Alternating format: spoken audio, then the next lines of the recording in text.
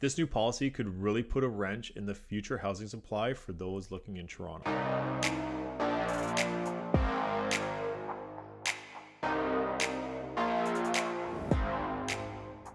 I'm Michael Ouzas. I'm a realtor in the Greater Toronto Area, and in this video, let's talk about development charges and what has been approved now here at City Council in Toronto for development charges on builders on the upcoming projects over the months to come. I'm really interested to hear your thoughts in the comments down below, so leave a message down there on if you think this will make a difference on whether builders will continue to build or if they're going to just pass those costs along to the next consumer. So on April 12th, 2022, the City of Toronto put up a growth funding tools development charges, and this says the city is updating 3 growth funding tools: development charges, the new community benefits charge, and the alternative parkland dedication rate. These tools allow the city to invest in and provide infrastructure and services needed to serve growing communities.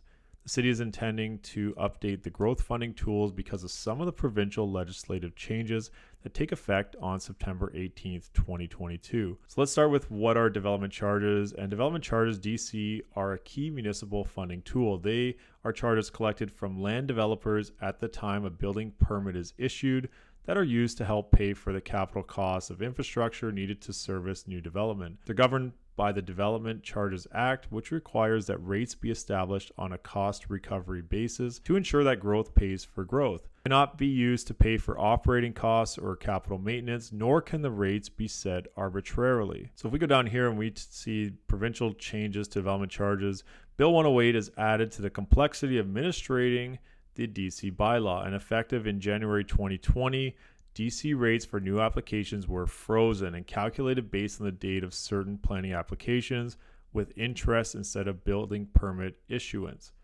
Installment payments and deferrals have resulted in over $100 million of delayed funding since 2020, which will be needed to be covered through interim financing. It also goes on to say that Toronto is taking a measured approach with the updated development charge background study. So let's jump over to stories.com, and this says the proposal to hike Toronto development charges by 50% raises supply concerns. This is on July 12th, right before they did the vote. Given the shortage of housing in the Greater Toronto Area, a new proposal to increase development charges, DCs, the levies developers must pay to support surrounding infrastructure when embarking on a new build by nearly 50% have housing supply advocates scratching their heads. So let's take a look here at what the new proposed rate would look like, and we can see it is a 49% increase across the board. So singles and semis, as of April 2020, the price was $94,000 for developers, and now the new development charge rate would be $139,830. So we can see here a very significant jump on each property type, and 49% of development charges have been increased. Of course, these DCs are an important source of funding for municipalities, and they help foot the bill for everything from sewer maintenance to the construction, for example, of the Eglinton Crosstown LRT. Now here's the next article that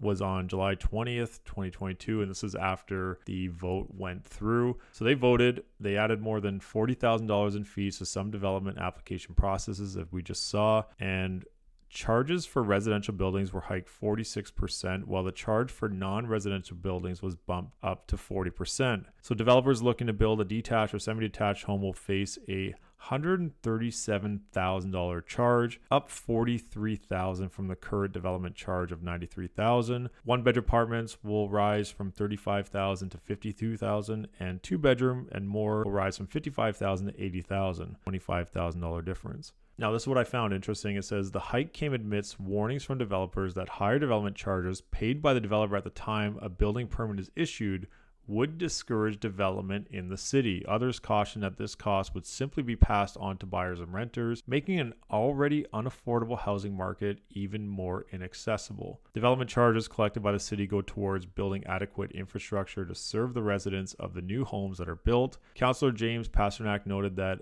these infrastructure products, which include new libraries, recreation centers, parks, will ultimately add to the value of new homes. Many of the developers in the city do not like paying development charges, but they must understand, and I think they do understand, they're more likely to sell their units if people are moving into a fulsome community. So when reading these articles, I think it's really interesting to see both sides. Of course, from a developer standpoint, if they have to incur more costs at the get-go, they might not be too excited to build those projects if it starts eating into their profit margins. On the buyer side, if they're looking to purchase in these properties and they're pre-development properties that they can purchase now and move into in a few years, if those costs are passed along to them, it doesn't exactly help with the affordability issue that continues to be talked about. If properties don't get built, it also doesn't help the supply. And if we have 400,000 people moving to the city of Toronto, that's not going to help things either. So these charges are specific to Toronto, and I think that will matter, as Toronto is typically a pretty great hub for people coming into Canada. So if we're not going to continue to build, it's not going to help prices. I'd love to hear your thoughts in the comments down below.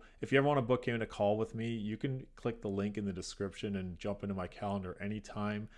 As always, hit that like and subscribe button and follow me on all social media at Michael Ouzas Real Estate.